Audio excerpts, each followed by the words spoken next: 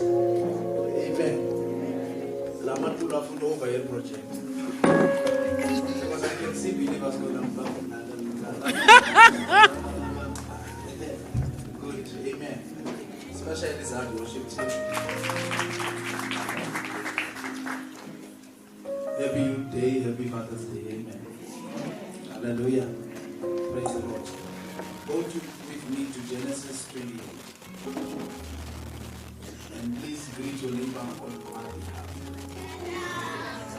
behalf. Hello. Are they greeted? They accepting my greetings. Amen. Thou shalt not protest the greetings. Amen.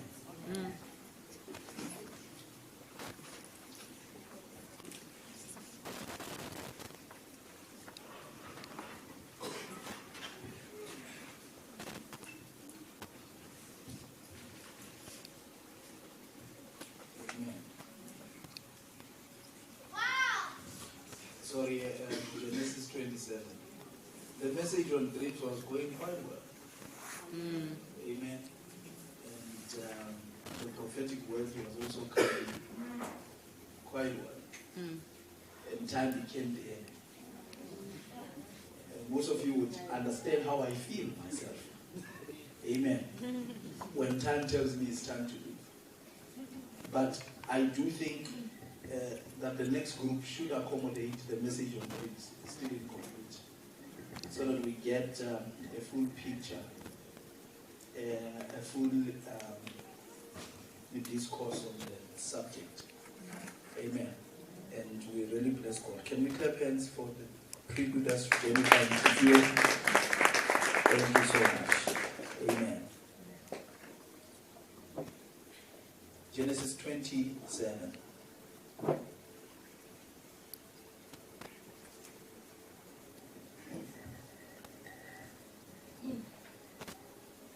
Verse 18. I want to talk about two crooks, two deceivers in this narrative, but leading to the point of when it comes to the subject of righteousness, holiness, living right, exercising moral restraint, purity. How does a believer accomplish that scripturally? Amen. And we are just going to look at the life of Jacob and Esau. The need to explain that. Amen. Read for me Genesis 27, verse 20. And he discerned him not, because his hands were hairy, as his brother Esau's hands. So he blessed him. Amen. He discerned him not, because his hands were hairy, as his brother Esau. And he blessed him. I want us to go to Hebrews. While we are holding on Genesis, I want us to go to Hebrews.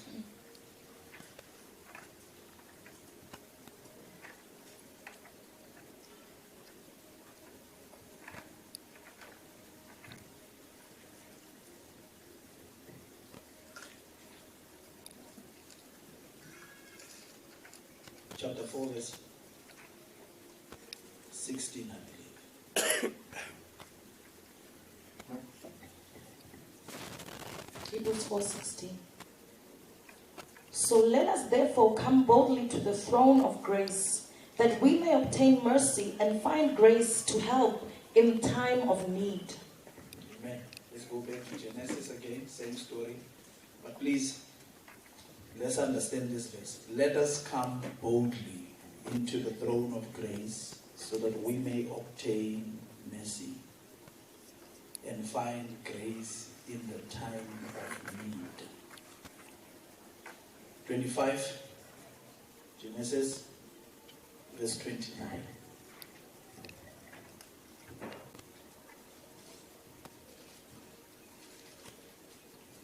Genesis 25:29. And Jacob sawed pottage, and Esau came from the field, and he was faint. Continue.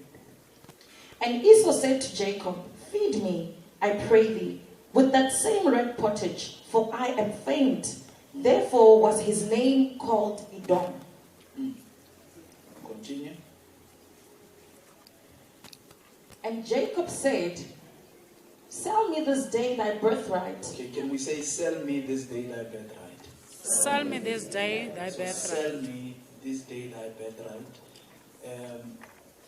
Mfuna siyibambe that, because you would then understand that birthrights cannot be stolen, but they can be sold. Yes.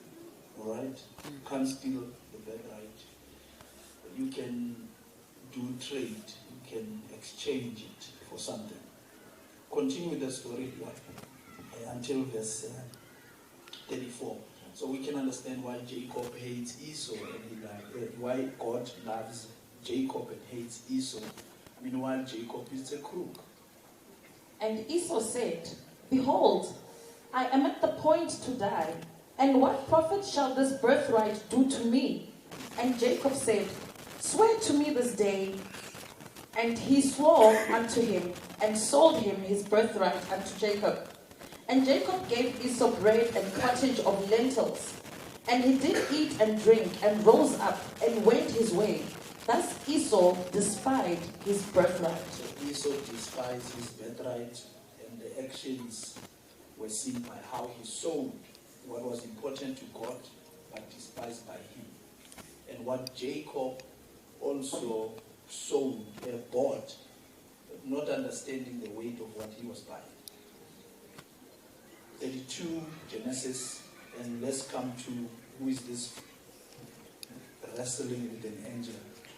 Nizoifunde Kaya for time's sake, but I want us to read 24 until 27.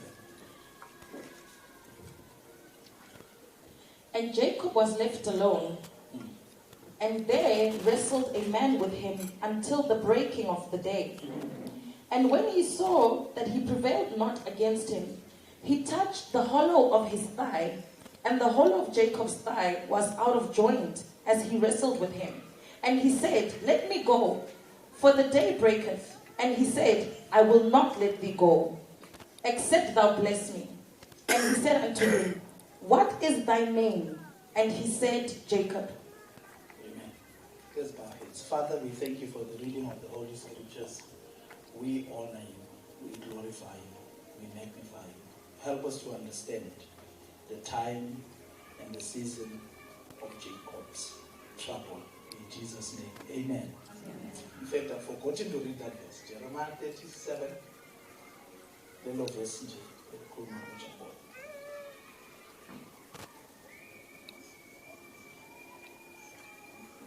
Jeremiah 37. How God will deliver all of us, because we all have that nature of Jacob within us. Mm-hmm. Yeah, can you read? No, 30 verse 7. 37.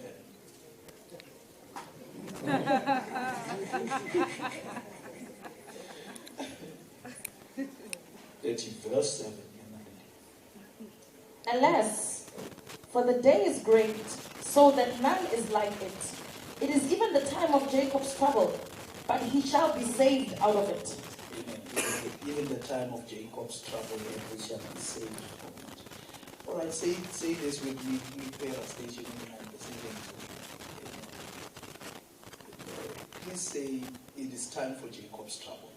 It is time for Jacob's trouble. And it has been going on for some time now. And it has been going on for some time now. Okay, say it again. It is time for Jacob's trouble. It is time for Jacob's I like the fact trouble. that you don't know what I'm going to say.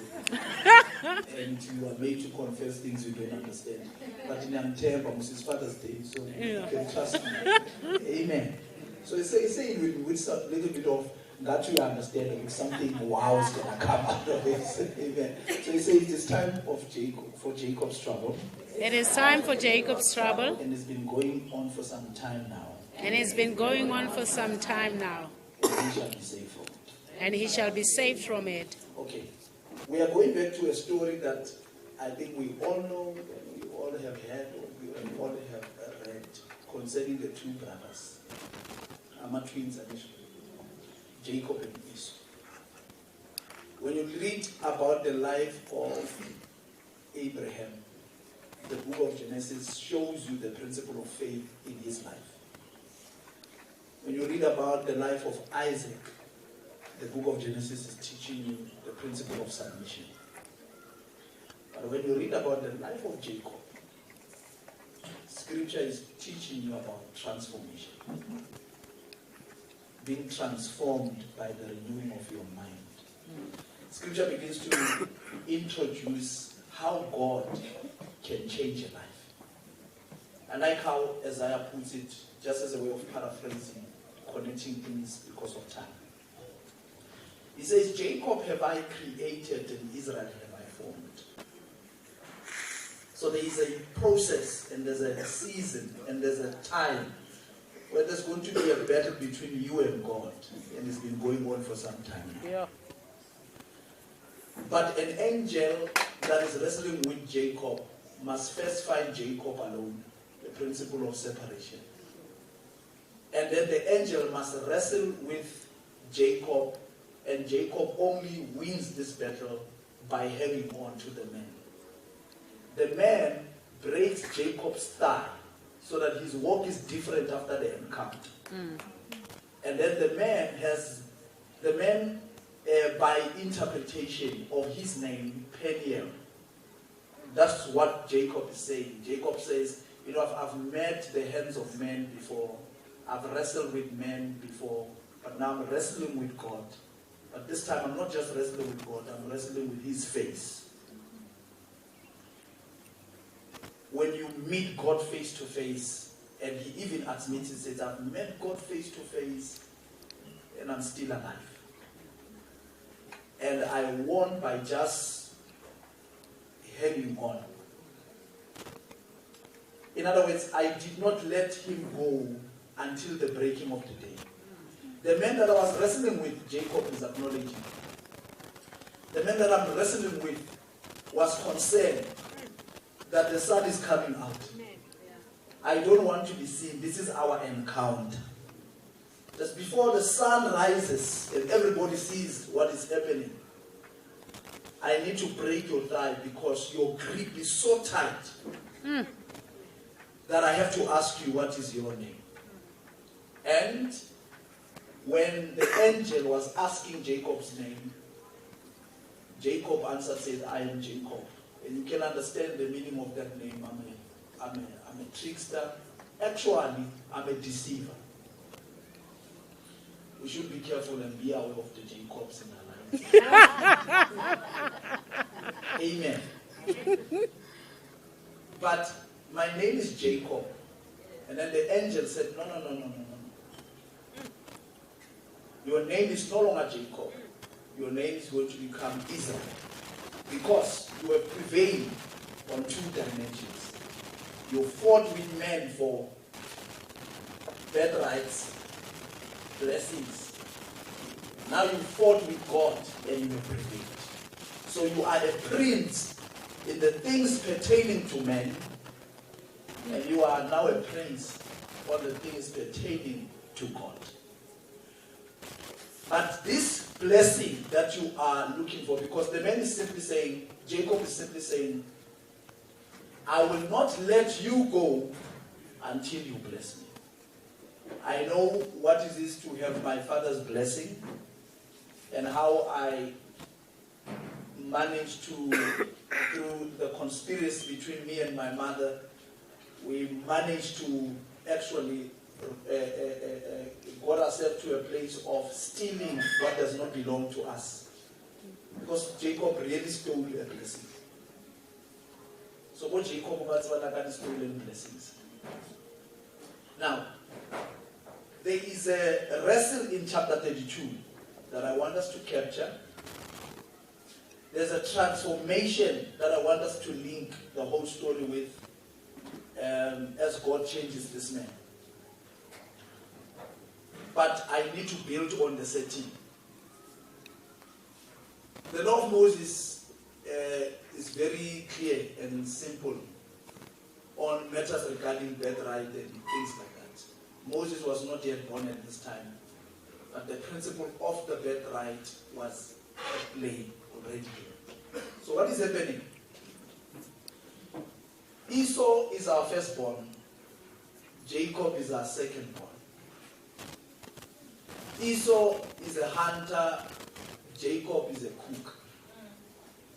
The other one is wild, and the other one is so domestic. The other one is daddy's boy, and the other one is mommy's boy.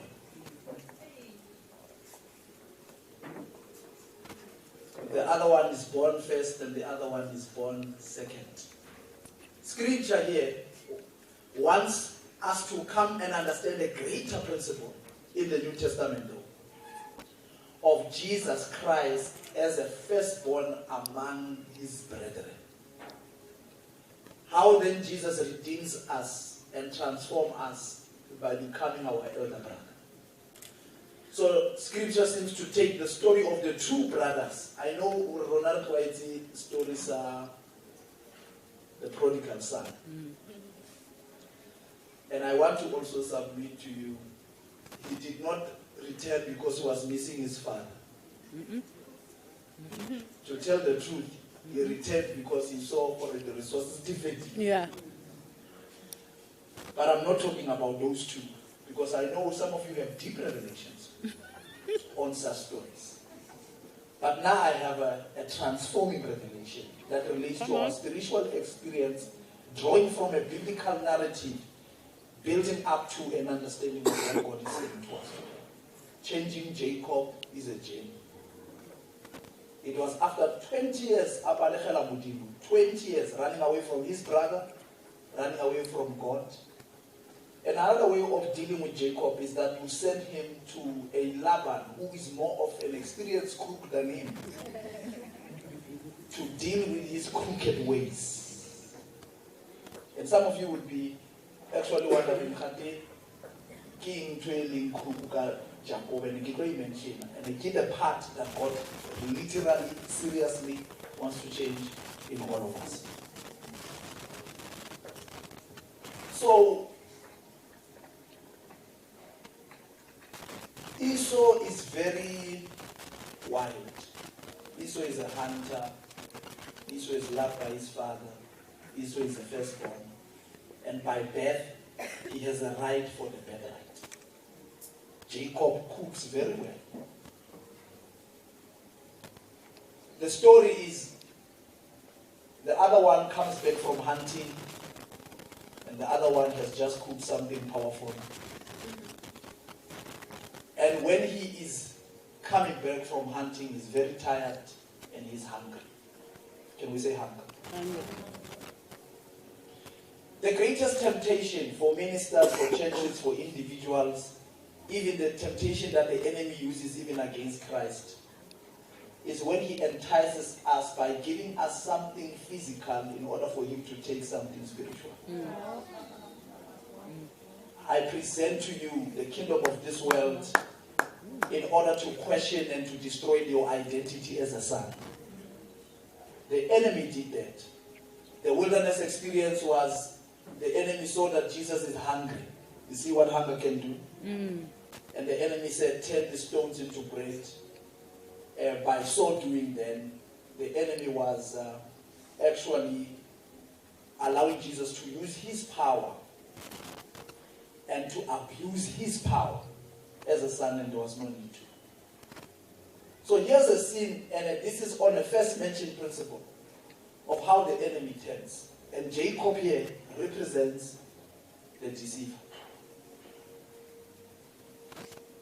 You are hungry, number one. You are tired, number two. There's provision before you. Don't tell me the temptation will be easy.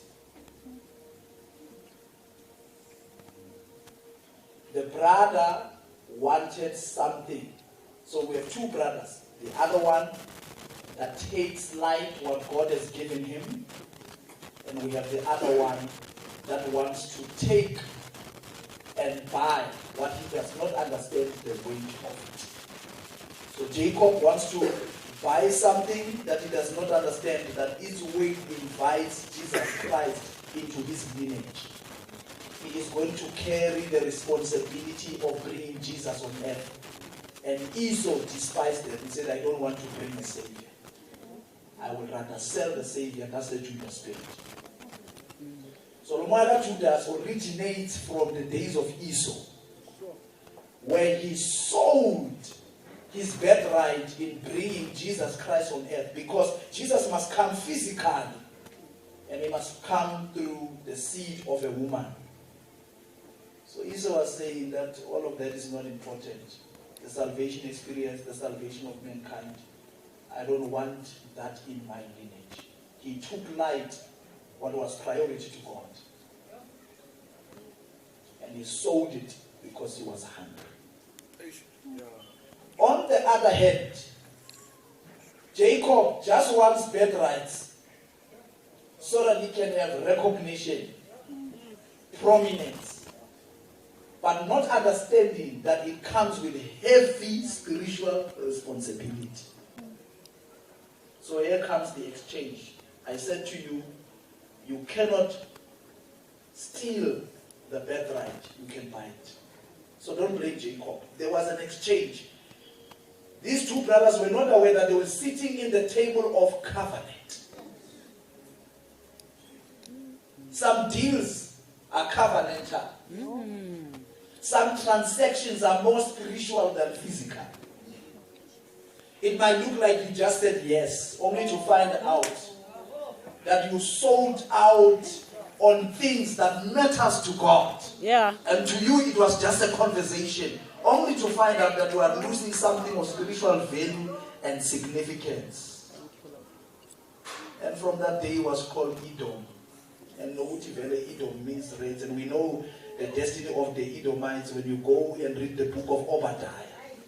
You get to understand a few things. And for the sake of time, I really want us to understand how Jesus was sold by Esau. Later, you're going to read in the epistle how Paul is going to say something that is very strong.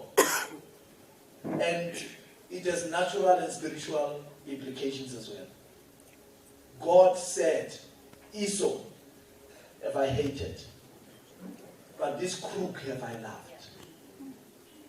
In other words, I love this crook called Jacob because he bought something that is of value to me, even though he did not understand the weight of it. But I hate Esau because by virtue of the birthright, he looked at this thing. The scripture says he despised the birthright. He treated it light. Can you actually imagine the transaction? I don't think that the price that Jacob paid is sufficient for what Esau sold. Just for a cup of soup. Bibili very read. Jacob had a surplus, I had a morsel of bread.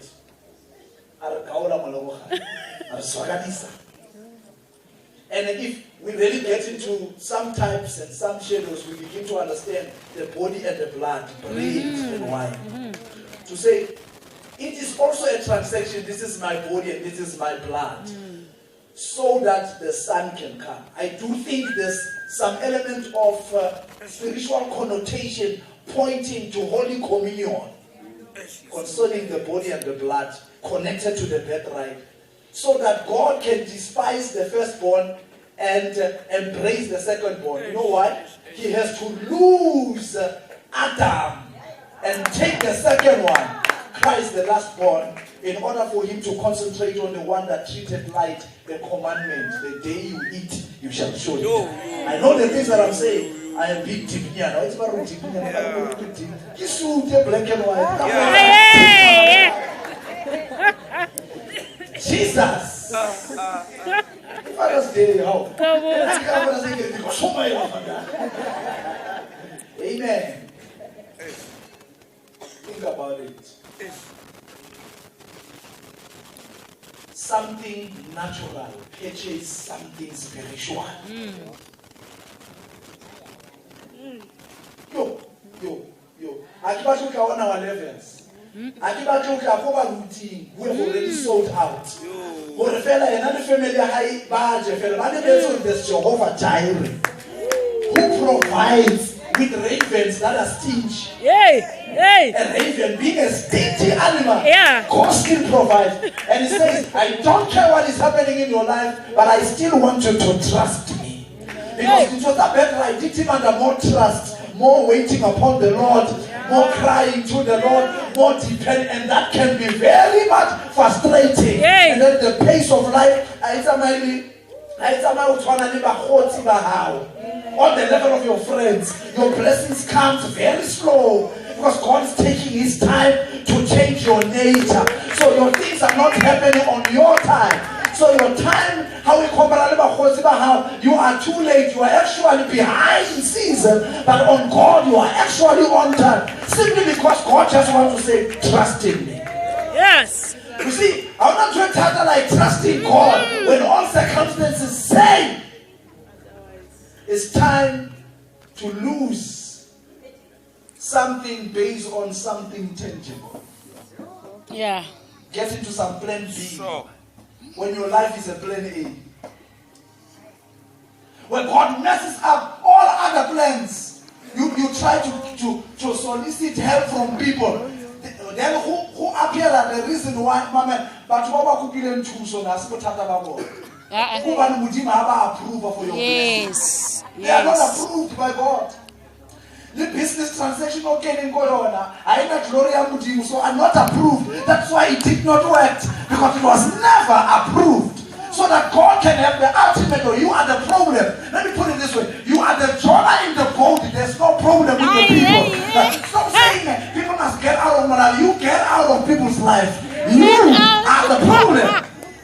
For not understanding your very own assignment, for not understanding your very own season, for not understanding the weight of what you carry. You carry something that God is jealous about. So people that are not ordained for it are actually removed. People come temporary into this thing. So don't blame people. It is God dealing with you and what you bought without understanding how much it carries. You see, the day you attended the altar and you lift up your hands, I received Jesus. And you said, I forsake. I give myself away. And you say things like, God says, I'm taking you serious. Your tangible ways are allowing me to provide and to release something. So now when you have a problem, you are running to people. When your problem began, when you decided to live a different life together with God. Yeah. You have a God problem, not a people problem. It can be solved even by prophecies.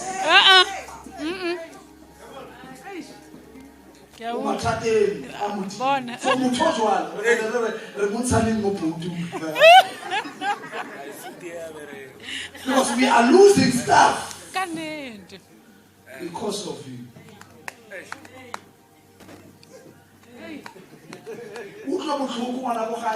We compare about Baban. What did not keep I know the plans that I have for you. Plans to prosper you. They might be taking you to Babylon right now and you don't understand. But at the end, ultimately, we're not yourself who does not understand why you betrayed right now, why you sold into slavery right now, only to find that you are positioned to become a savior at the latter stage. At this time, when you are hating on your brothers, God says, no. They meant it for evil, but I meant it for good. So the bad things that happen for you is because your birthright is inviting those things. Your assignment is inviting. Your grace is inviting. So be careful how you respond to one issue. Because this is not people's hate. This is Jehovah's dealings. Yeah. How much are the dealings of God? We cannot jealous. We cannot jealous.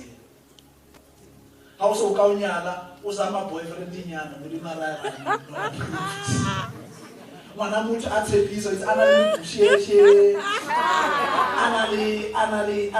the bank account and carry. Angara wa promise. The day I sister Omo, glory better. God, and to see what it was never meant for you. Can you trust me in this thing? Yeah. Yeah. Still you are not relieved from your problems. You can speak bad about the church, speak bad about things, but you are my prisoner, the prisoner of the Lord. Mara. You will never understand along the way why Potiphar is coming. And there are little blessings along the way of good things that are happening. That's just to encourage you with together. And God says, Maraki Maka, the ultimate glory. And in order for me to get the ultimate glory, I'm going to kill a nature of ambition in you. To ambitions for many things. You want to achieve. So if your heart is for achievement, I'm going to deal with you on achievement. I'm going to take the thing you love the most just to see how much you love me. I'm going to take you through the wilderness just to prove you. I want about Bazo the Bazo Jehovah. My heart is how will how I'm going to feel Jesus.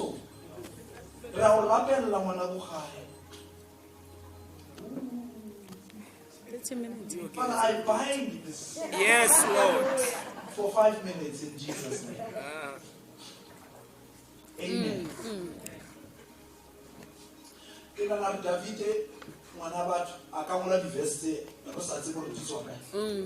Trust in the Lord with all your heart and lean not on your own understanding. It comes from a man who is imprisoned by God, a man whose God's dealings are so strong. Today you are overcoming Goliath and everybody's celebrating. Tomorrow javelins are thrown at you. How, David? But know that when the anointing was placed upon you, the Spirit of God came upon you from that day forward. Still anointed and still grace. So, Esau are a right. Jacob are a right.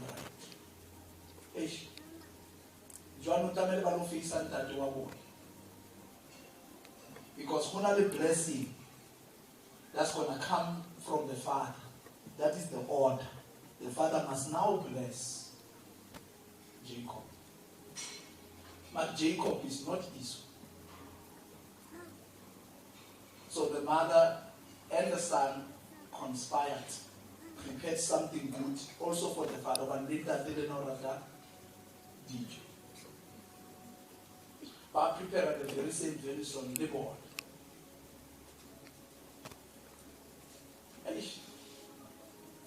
That only order, that's about order. But he cannot bless the younger.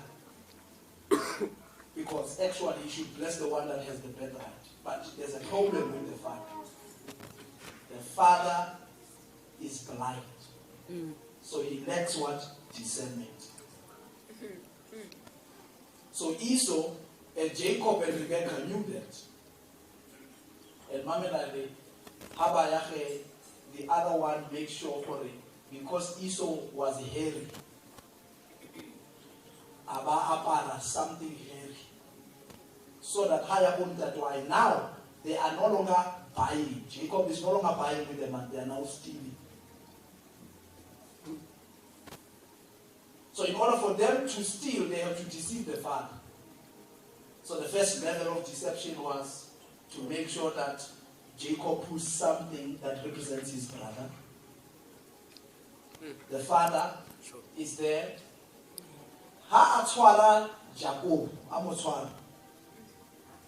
Everything in him tells him, physically, this is the first one. Marela bue Jacob. My voice, everyone, yeah, Jacob. So there's duality to one. That the father is sensing the elder brother, but hearing the younger brother. Bibele he let discernment there. And guess what he did? He blessed him. Because he had to do that. Because with the tangible church, he could sense for no man, this is the elder brother. And then he blessed him. Let me tell you who was blessed that day. An unchanged man was blessed. A crook was blessed. A supplanter was blessed. A trickster was blessed. A deceiver was blessed. And he was welcomed into the presence of the Father unchanged. But there is something that made the Father to bless him. Because he was wearing his elder brother. Is that no? Ona apere abuti wa gagwe. Mara ra utlwa mo voiceng gore ha lo ka ngwana. Same with our Heavenly Father. Yes. The Bible says, come boldly into the throne of grace. So that you may obtain mercy and find grace to help in the time of need. In the same way, God is saying to us, come. But the only qualifying factor, you need to take the righteousness of Jesus, the firstborn, put it as a coat upon you. Yes. But I know that in your mind you still think like the world. You still have dirty thoughts, you Jacob. I said we are still Jacob in our minds. But the only thing is, if you hang on to my presence, because if I close the door to my presence, only my presence can change you. So I need to welcome you into my presence, so that the Jacob nature that was changed by the angel was changed by him staying in the presence, not trying to do anything about it for that matter. So mamela retsa rona ka jeno namanje usibona sibahle kangaka sibe lesikhala sinqwele kodwa izinto esizenza sisesemujakhona izingondo zethu asika receive transformation. So Jacob, which is us, is still coming in the presence of God wearing his elder brother. And because of your elder brother Jesus, come boldly. So we stand in God's presence perfect because of an elder brother. Because the birthright is the right into his presence. We have earned through Jesus Christ the right into the presence of God. And he has paid the price for that. Some of us maybe even forget the trade that actually took place. Esau had to eat bread and eat soup that was red, symbolic of the body and the blood. So after that transaction, all that was remaining for the elder brother was symbolic of the body and the blood. So that's the only way God, as he came and became man, had to come through that principle of the firstborn to redeem us all by getting a body and paying the price so that we can enter into his presence again. But there is something so we must say. Jacob, there's an issue here. Muruti ki batla o change. Muruti ki batla o halalela. Muruti ki batla o ba perfect in God's presence. First principle, put on your elder brother. Yes. Second principle, there should be seasons in your life where you are found alone. Okay. Like Jacob, between you and God, so that there could be real talks between you and the Father, where you don't hide anything there. Where when you speak with him, you've been running away from God for 20 years like Jacob. Running away from a discussion of addictions and things that you are struggling with. There's a struggle that has been happening for a long time, and it can only be solved not by you trying to, confront it head on and this, all that is required. Enter his presence with the advantage of the elder brother, but also understand that it is only by staying in his presence and hanging on to his presence. So the solution to your deliverance, Jacob's time of trouble, the solution to your transformation, the solution to your change of name is to stay in the presence of God long. All you have to do is to hang on until the breaking of the day. Until something breaks. Until God says it's enough, I have to break your thigh so that your walk can prove that you are a man who has just encountered God. So what am I trying to say? We are in the brink of revival. Amen. It is a type of revival of the transformation of the heart. We are about to see people that are changed and fully and really delivered from themselves through the power of the Holy Spirit because of an alone encounter and a change of names. People are going to